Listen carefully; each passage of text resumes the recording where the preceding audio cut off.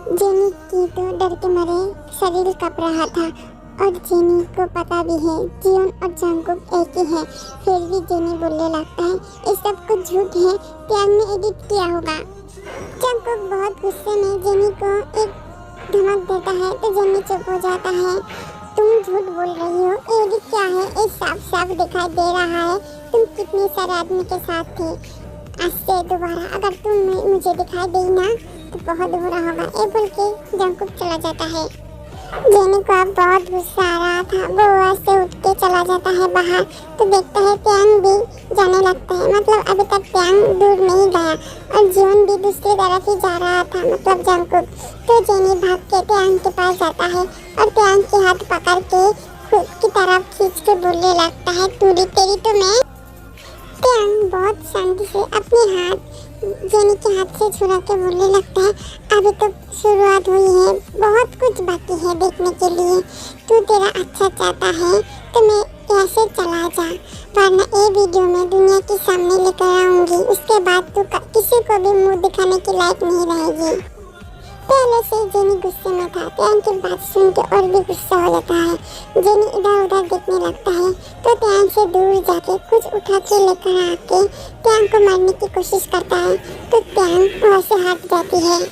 ये देखिए जंगकुक भाग के टैंग के पास आने लगता है तो लोग भी उन दोनों को देखने लगता है।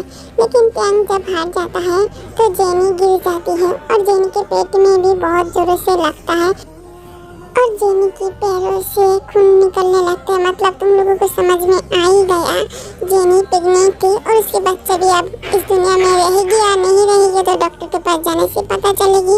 अब टैंग तो एक डॉक्टर था इसलिए वो भाग के जेनी के पास जाता है और जियोन भी जेनी के पास ही भागने लगता है क्योंकि जंगकुक को तो पता है जेनी के पेट में जंगकुक का बच्चा है। उन दोनों हॉस्पिटल लेकर जाता है तो कुछ टाइम बाद डॉक्टर बोलता है जेनी की बच्चा अब इस दुनिया में नहीं है। जंगकुक अपना सर पकड़ के एक कुर्सी में बैठ जाती है क्योंकि उसको बहुत ही बुरा फील हो रहा था, उसकी बच्चा इस दुनिया में नहीं रहा। इस तरफ टैंग को भी बहुत बुरा लग रहा था। टैंग तो ऐसा कभी सोचा भी नहीं था जो एक बच्चा इस दुनिया से चला जाएगा। वो तो सिर्फ जेनी की सच्चाई सामने आना था और कुछ नहीं। लेकिन क्या हो गया? सॉरी, मैंने ऐसा जानबूझ के कुछ भी नहीं किया था। मैं तो सिर्फ जेनी की सच्चाई आपके सामने आने के लिए सब कर रहा था। लेकिन जेनी अपने बच्चा खो दिया, इसमें मेरा कोई कसूर नहीं है। तुम्हें सॉरी मांगने की कोई ज़रूरत नहीं है। हमने और सबने देखा क्या क्या हुआ है और तुम्हारा कोई कसूर भी नहीं है। तो आप चलो, यहाँ पे कोई काम नहीं है। आप मुझे लेकर जाएंगे? मतलब आपको तो अभी जेनी की बहुत ही ज़रूरत होगी।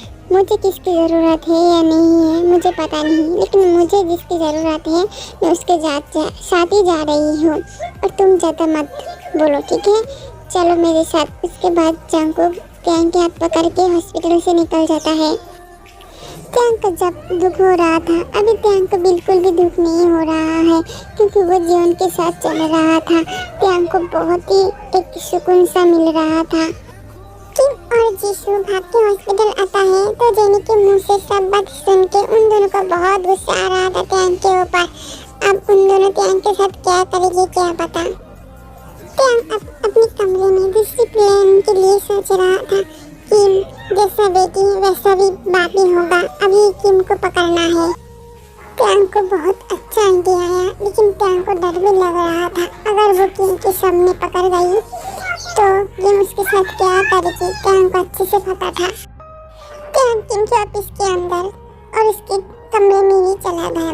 टैंग को देख के किम बहुत गुस्सा हो चुका था। वो तो आग बबूला हो गया।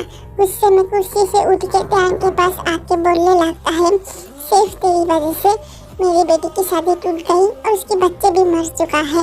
सिर्फ तेरी वजह से मैंने तुझको बचपन से अगर मार दिया तो आज ये सब कुछ मेरी बेटी के साथ कुछ भी नहीं होता। टैंग को पता था ऐसा ही होगा और टैंग तो ऐसा ही चाहता था कि ऐसा ही हो। इसीलिए टैंग और थोड़ा किम के पास जाके बोलने लगता है ये सब कुछ तुम्हारी बेटी की वजह से हुआ है, मेरी वजह से नहीं है। मुझे तुम्हारी बेटी मारना चाहती थी, खुद ही अपने बच्चे को खो दिया, इसमें मेरा कोई कसर नहीं है। ये बोल के टैंग और थोड़ा पास चला जाता है किम की, और किम के पास जाने के बाद किम की कोट पर जीपीएस लगा देता है और किम को पता भी नहीं चलता है। उसके बाद टैंग थोड़ा पीछे हटता है तो किम भी टैंग के पास आने लगता है। बचपन से मैंने तुझे बड़ा किया है और तूने बड़ा होने के बाद ये सब कर रही है मेरी और मेरी बेटी के साथ। तुझे मैं छोड़ूंगी नहीं। अभी तो मैं तुझे कुछ नहीं कर रही, छोड़ रही हूँ, तुझे मैं बाद में देख लूंगी। क्या मुझे बचपन से बड़ा किया? कैसे बड़ा किया? मुझे और तुम्हें, तुम्हारे घर वाले को सबको पता है, मार मार के मुझे बड़ा किया है। और मेरा क्या उखाड़ोगी? उखाड़ लो, मुझे कोई भी फर्क नहीं पड़ता। किम टैंग अभी से बाहर निकल जाती है। किम बच के रहना, अब तुम्हारे साथ क्या क्या होगा तुम सोच भी नहीं सकते हो। अंकल आप बिल्कुल मत सोचिए, मैं आपकी बेटी की पूरी ध्यान रखूंगी, उसके बाद छाया की तरह रहूंगी। लेकिन आप सामने क्यों नहीं आती है अपनी बेटी की? जो मर गया वो कभी वापस नहीं आ सकता है। मैं तो मर चुका हूँ, है ना बेटा? मैं तुमसे भरोसा कर रही हूँ, मेरी बेटी की पूरी तरह से तुम ध्यान रखोगे। एक लफ्ज भी मैं सुनना नहीं चाहती हूँ। मैं यहाँ पे बुलाया तुम्हारे साथ सब कुछ बराबर करने के लिए। तुम्हारी बेटी मेरे आसपास दिखनी नहीं चाहिए, और टैंग के तो आसपास बिल्कुल भी नहीं है। यहाँ पे 25 करोड़ है, लेकर दफा हो जाओ अपनी बेटी को और खुद भी। किम को तो लाल टपकने लगता है ये 25 करोड़ की कैश देख के। वो कुछ भी कहना भी नहीं चाहता है क्योंकि उसके पास पैसा सब कुछ है। हाँ हाँ बिल्कुल, मेरी बेटी और मैं तुम्हारी और किम टैंग के आसपास नहीं आएंगे कभी। अंकल अब बेफिक्र रहिए, आपकी बेटी मेरी बहन, तो उसकी जान तो मुझे भी प्यारी है ना अंकल? सर मुझे कुछ पता चला, वो जो जेनी था वो आपको झूठ बोला था। मतलब उस होटल में आपकी जिसकी जान बचाई थी वो जेनी बिल्कुल भी नहीं थी, और उसके पेट में जो बच्चा था वो भी आपका बिल्कुल भी नहीं था। वो तो उसका सो कॉल्ड बॉयफ्रेंड का था। और मेरे पास सबूत भी है, आप देख लीजिए। और मैं इस कमरे में कौन था जिसने आपकी जान बचाई थी उसका भी पता लगा लूंगी। सब कुछ सुन के देख के जीवन की स्माइल तो आएगी, है ना? और जीवन ये भी सोच रहा था अगर लड़की क्या होती तो कितना अच्छा होता। शायद सुबह मुझे भूल चुका है। जो भी हो, मुझे अभी ऑफिस के लिए खुद को तैयारी करना पड़ेगा। लेकिन मुझे इतना बुरा क्यों लग रहा है? सुबह मुझे नहीं मिल रहा है, इसीलिए। कहीं पे जा रही हो क्या टैंग? हाँ मुझे हॉस्पिटल जाना है, इसीलिए मुझे तैयारी कर रही हूँ। लेकिन कुछ कहना है आपको? हाँ टैंग मैं बहुत खुश हूँ। तुम्हें पता है मेरी कंधे से कितनी बड़ी बोझ निकल गई? आपकी बोझ निकल गई मतलब मुझे समझ में नहीं आया कि क्या कर रही है? मैं तुम्हें तैयारी करा के देती हूँ, है ना? नहीं मैं खुद कर लूँगी। थोड़ा तो रुको, चुप रहो, मुझे करने दो। आप मुझे कुछ नहीं करूँगी टैंग, चुप रहो। महफूज तू महसूस कर, तेरे पास हूँ मैं सदा। तुझसे नहीं हो सकता मैं पल भर भी अब जुदा।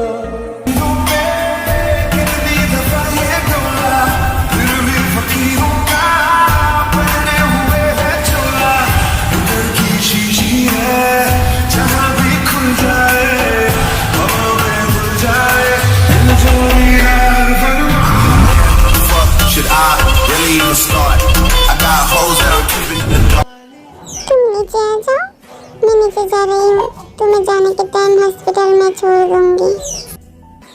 ये आदमी जब भी मेरी करीब आती है मैं खुद को कंट्रोल नहीं कर पाती हूँ।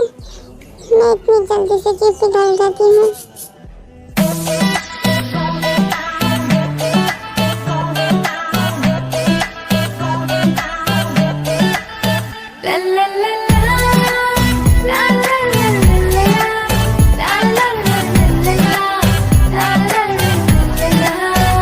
गुलाबी आंखें जो तेरी देखी, शराबी ये दिल हो गया। मैं कितनी खुश हूँ तुम्हें बता नहीं सकती। मैं कितने दिनों के बाद तुमसे मिल रही हूँ। मैं भी बहुत खुश हूँ तुमसे मिलके। तुम रुको, मैं अभी मम को बुला के लेकर आती हूँ, तो मम को भी तो तुम्हें देख के अच्छा ही लगेगा। रुको, मैं अभी जा रही हूँ। मैं जीवन के ऊपर इतनी उम्मीदें कभी नहीं कर सकती हूँ, क्योंकि जीवन तो मेरा बिल्कुल भी नहीं है। जैसे वो लड़की के साथ अभी हंस के बात कर रहा था, मेरे साथ कभी नहीं किया। मुझे अभी ऐसे चलना ही अच्छा होगा। मेरी बेटी को क्या माँ की याद आई गई इतने दिनों के बाद? तो तुम अकेले क्यों हो बेटा? तुम्हारे पति कहाँ पे है? क्या मॉम, मैं अकेले आई हूँ, खुश नहीं हो रही हो क्या? अब मेरे पति को भी आपको जरूरत पड़ गई क्या? निशा, तुम माँ से बात करो, मैं त्यान को हॉस्पिटल। एक मिनट, मैं तो तुम्हें मेरी वाइफ के साथ मिला ही नहीं। यह है त्यान, मेरी वाइफ। हाँ, मेरा नाम निशा और मैं जेके की बचपन की दोस्त। हम दोनों 14 साल एक साथ रहे हैं। त्यान, चलो, तुम्हें हॉस्पिटल जाना है। उसके बाद दोनों ऐसे चला। देखिए, आप मेरे सीनियर डॉक्टर हैं, मैं आपकी रिस्पेक्ट करती हूँ। इसका मतलब ये नहीं मैं कुछ भी नहीं कह सकती हूँ। मैंने आपको बहुत बार कह चुका हूँ, मैं आपसे प्यार नहीं करती हूँ। मैं शादीशुदा हूँ और मैं बच्चे की माँ भी बनने वाली हूँ, लेकिन फिर भी आप मेरे पीछे हाथ धो के क्यों पड़ा है? और बहुत सारी लड़कियाँ हैं, आप किसी और से भी प्यार कर सकते हैं, लेकिन आप मुझे ऐसे बार बार रिक्वेस्ट मत कीजिए। मुझे बिल्कुल भी अच्छा नहीं लगता। मुझे पता है मैं बहुत गिरा हुआ इंसान हूँ। बार बार तुम्हारे सामने आके हाथ फैला के भीख मांगती हूँ प्यार की। क्या करूँ त्यान, मैं तुमसे बहुत प्यार करती हूँ। जब से देखा तब से तुम्हें शायद अंदाजा भी नहीं है मैं तुम्हें कितना प्यार करती हूँ। प्यार खोने से कितना दर्द होता है तुम्हें पता भी नहीं होगा त्यान। आई एम सॉरी, मैंने ऐसे बोलना नहीं चाहती थी। I am sorry. नहीं, तुम्हें सॉरी मांगने की कोई ज़रूरत नहीं है। मैं मूव ऑन करने की कोशिश करूँगी त्यान। ओह नो, मेरे साथ ही ऐसा क्यों होता है? ओह नो, मैं कैसे भूल सकती हूँ? मुझे तो किम को चेक करना है, अभी वो कहाँ पे है? त्यान अपना फ़ोन चेक करता है तो किम की लोकेशन यहाँ से बहुत दूर एक होटल की तरफ दिखा रहा था। त्यान को इस होटल के बारे में कोई आइडिया भी नहीं है, फिर भी त्यान अभी वक्त गंवाना नहीं चाहती है। अभी वो रंगे हाथ किम को पकड़ना चाहता है, इसीलिए हॉस्पिटल से बाहर निकल जाती है और उस होटल में पहुंच जाती है। एक टैक्सी लेकर टैक्सी से बाहर निकल के उस होटल की तरफ जाने लगता है। किम जहाँ पे है वो उसी तरफ से जाने लगता है, लेकिन एक आदमी त्यान को बहुत ही गंदे नजरों से देखता है, पैरों से सर तक। उसके बाद बोलने लगता है, क्या मैडम आप यहाँ पे क्या आई है? इसलिए आई है, आपके पास कार्ड है क्या? त्यान चौंक जाता है। अब त्यान कैसे अंदर जाएगी? त्यान के पास कोई कार्ड नहीं है। यहाँ पे जाने के लिए जो कार्ड की ज़रूरत होता है त्यान को पता भी नहीं है। और त्यान को भी डर भी लगने लग रहा था और अजीब सी फील भी होने लगता है, क्योंकि आदमी की नज़रें बहुत बुरी तरह था। लेकिन त्यान के लिए एक खुशी की खबर आती है। वो आदमी खुद ही बोलने लगता है, क्या मैडम काम ढूंढने के लिए आई है? तो जाइए ऊपर। त्यान तो मन में बहुत खुश हो जाता है कि आदमी कुछ भी चेक नहीं किया और त्यान को छोड़ दिया। तो त्यान किम की कमरे के अंदर चला जाता है, वो लोकेशन टैग करते हुए। कमरे में जाने के बाद त्यान को बाथरूम से शावर की आवाज़ आने लगता है, तो त्यान पर्दों के नीचे छुप जाता है। कुछ टाइम बाद एक 16 साल की लड़की उस होटल के कमरे की तरफ आने लगता है। कमरे में आने के बाद वो किम को बुलाने लगता है। त्यान पर्दे से पीछे छुप के सब कुछ अपने फ़ोन में रिकॉर्ड कर रहा था और त्यान सोच भी नहीं सकता है जेनी की तरफ ही उसकी डेड इतनी बुरी तरह से गिरा हुआ होगा। त्यान इतना भी ज़्यादा नहीं सोचा था, लेकिन किम वो 16 साल की लड़की की आवाज़ सुन के वो टॉवल पहन के बाथरूम से निकल जाती है। मतलब उसको अभी और शावर लेने की ज़रूरत नहीं है, क्योंकि वो और मतलब तुम लोग समझ लो। अब वो 16 साल की लड़की के साथ किम बहुत कुछ करने लगता है, जो देख के त्यांग को उल्टियाँ भी आने लगता है और चक्कर भी आने लगता है। ये सब कुछ कोई भी देख नहीं सकता, लेकिन त्यांग के पास कोई भी रास्ता नहीं है। वो ये सब कुछ अभी रिकॉर्ड कर रहा था और उन दोनों ने बहुत कुछ भी कहने लगता है। वो सब कुछ रिकॉर्ड करके त्यांग जीशु के पास भेज देता है। कुछ टाइम बाद जीशु भी चला आता है और उन दोनों को एक साथ देख लेता है। खुद के पति को किसी और के साथ देख के जीशु की तो खून खुलने लगता है। वो जल्दी से बिस्तर की तरफ आगे बढ़ता है और किम को उस लड़की से मतलब दोनों का अलग करती है। उसके बाद वो 16 साल की लड़की को बहुत जोरों से चटा मारती है, तो किम गुस्सा करती है जीशु के ऊपर। किम अपनी सफाई में बहुत कुछ कहता है, तो जीशु मानता भी नहीं है और वो लड़की भागने लगता है। तो जीशु बहुत गुस्से में आके वो लड़की की पेट में चाकू घुसा देता है और वो लड़की जमीन पे गिर जाती है, क्योंकि त्यांग ने जीशु को जो वीडियो भेजा था उसमें बहुत कुछ लिखा था, मतलब बोला था किम और वो लड़की ने जो जीशु को डिवोर्स दे देगी, उसके साथ नहीं रहेगी और भी जो भी हो, मैं इतना कुछ कहना नहीं चाहती हूँ। उसके बाद किम जल्दी से भाग के वो लड़की की सर अपनी गोद में उठा लेता है और जोर से चिल्ला के वो लड़की को बुलाने लगता है, लेकिन कोई फ़ायदा नहीं होता। वो लड़की तब तक शायद मर चुका था। त्यांग अब क्या करेगी? वो पर्दे से बाहर निकल के वो लड़की को चेक करने लगता है, क्योंकि वो एक डॉक्टर है, उसको तो अभी उसका काम करना ही पड़ेगा। तो त्यांग देखता है वो लड़की मर चुका है, इसीलिए त्यांग चिल्ला के कहने लगता है, चुप करो किम, वो लड़की मर चुका है, अब तुम्हारे चिल्लाने से वो लड़की जिंदा नहीं होगी। ये बोल के त्यांग खड़ा हो जाता है और अपने फ़ोन से पुलिस को कॉल करती है। कुछ टाइम बाद पुलिस भी वहाँ पे चला आता है और त्यांग सब कुछ पुलिस को दिखाने लगता है और पुलिस भी अपना काम करता है। वो जीशु को पकड़ के लेकर जाता है। किम बहुत गुस्से में था, लेकिन अभी उसके पास गुस्सा करने की टाइम नहीं है। त्यांग वहाँ से निकल के अपने घर में आ जाती है और अपनी मॉम के पास जाके हक करती है। क्या हुआ बेटा, इतना उदास क्यों हो तुम? कुछ हुआ है क्या तुम्हें? नहीं मॉम, कुछ नहीं हुआ है, लेकिन मैं जैसा चाहती हूँ वैसा तो हो जाता है, लेकिन किसी की जान खो जाती है। क्या बोल रही है बेटा तू? थोड़ी देर रेस्ट कर, सब ठीक हो जाएगी। क्या कर रही हो? दूर हटो मुझसे। अरे कुछ नहीं कर रही हूँ मैं, तुम मुझे छोड़ो। क्यों आई हो यहाँ पे? तुम चले जाओ यहाँ से। देखो जिमीना, ऐसा मत करो, मैं टाइम नहीं मिलता है मुझे।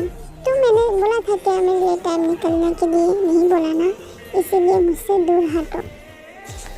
एक बात, मैं तुमसे मिलने के लिए नहीं आया, इसलिए तुम्हें इतना गुस्सा क्यों हो रहा है? इसका मतलब तुम मुझसे प्यार करती हो?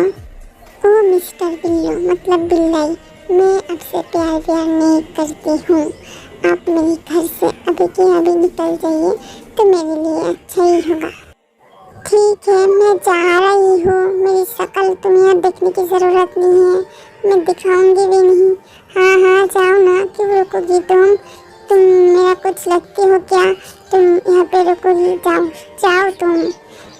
मेरी मुच्ची बेबी, कुछ दिनों के लिए मैं तुमसे बात या मिलने नहीं आ सकती हूँ, क्योंकि मुझे एक मिशन में जाना है और वो काम मुझे हाल में करना है, क्योंकि किसी की जान बहुत ही खतरे में है। हाँ मैं सब कुछ समझती हूँ, लेकिन अच्छा नहीं लगेगा, मुझे भी अच्छा नहीं लगेगा। मेरा 2 काम तो हो चुका है, अभी बहुत कुछ बाकी है, लेकिन मैं मेरे पापा को कैसे ढूंढ के निकलूंगी? आप मेरा नेक्स्ट टारगेट क्यों नो? तुम्हारा सच सबके सामने लेकर आऊंगी मैं। जिसे को उम्र कैद की सजा हो जाता है। जेनी और आयु और किम बहुत गुस्से में है त्यांग के ऊपर। अब त्यांग के ऊपर उन लोगों ने कैसे बदला लेगा ये तो बाद में पता चलेगा। और जेनी दूसरे आदमी के साथ जो मतलब उसकी जो वीडियो थी त्यांग के पास, वो वीडियो अचानक वायरल हो चुका था सोशल मीडिया पे। और जेनी इसीलिए किसी को भी मुंह दिखाने लायक नहीं रहता है, लेकिन त्यांग ने ऐसा बिल्कुल भी नहीं किया और त्यांग चाहता भी नहीं है किसी लड़की के साथ इतना बुरा कुछ हो। लेकिन जेनी, किम और आयु को लगता है ये सब कुछ त्यांग ने किया होगा, इसीलिए वो लोग त्यांग को बहुत बुरा भला कहता है। लेकिन त्यांग कुछ भी नहीं कहता है, सिर्फ एक बात कहता है, जैसा करनी वैसा ही भरनी। त्यांग कुछ दिनों से नोटिस करता है जियोन घर पे नहीं है। जियोन कहाँ पे गया त्यांग को पता नहीं है।